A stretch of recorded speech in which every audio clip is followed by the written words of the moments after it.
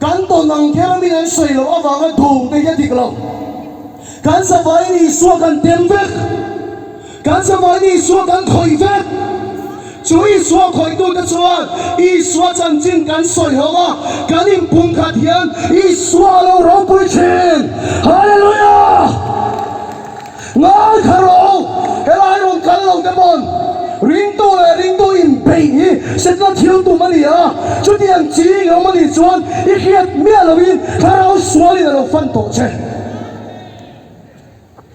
anh em một Christian rong bol tu cái gì bị vắt mi rong bol cái sen vắt hun to lo Allah rama chang tirang tuma Hindu rama chang tirang tum lai he khome hian Iswa sir tir dia to alai Iswa sir tir dia to hun to tak zin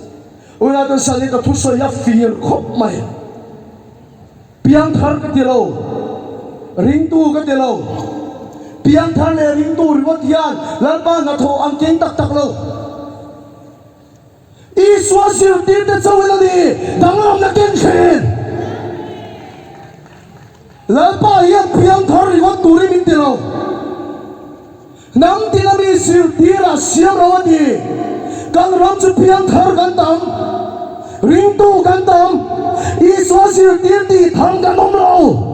Suma chu kan ram danglam thai lo kan ram ai Iswa sir tiran thai lu tu lai tu teo mitam ta gen Iswa chan chin mu be sia arun ka sup na turan ya Eid festival ta ka thong try chin na po hi Christmas mai kan ti kher na chan po Christmas he mas he hun pu hi Iswa wa ro mani he khove ria denge Christmas si khria se Mizoram ma local se ti ka thong try na ni lalpan re ma ti chu na kin al vai tong te pon thu kan na so yang ka thiam chuang lo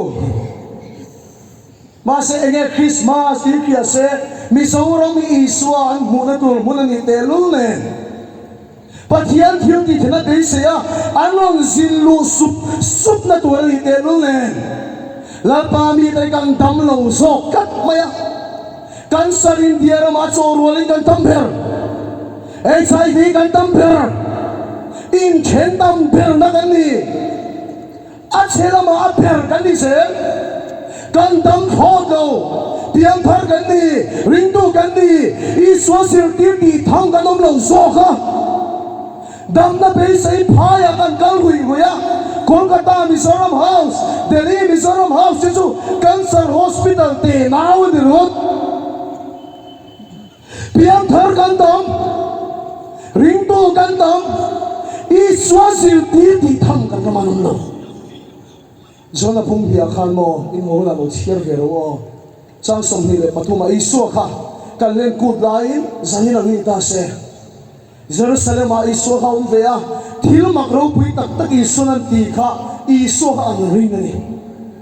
kan soinon le dem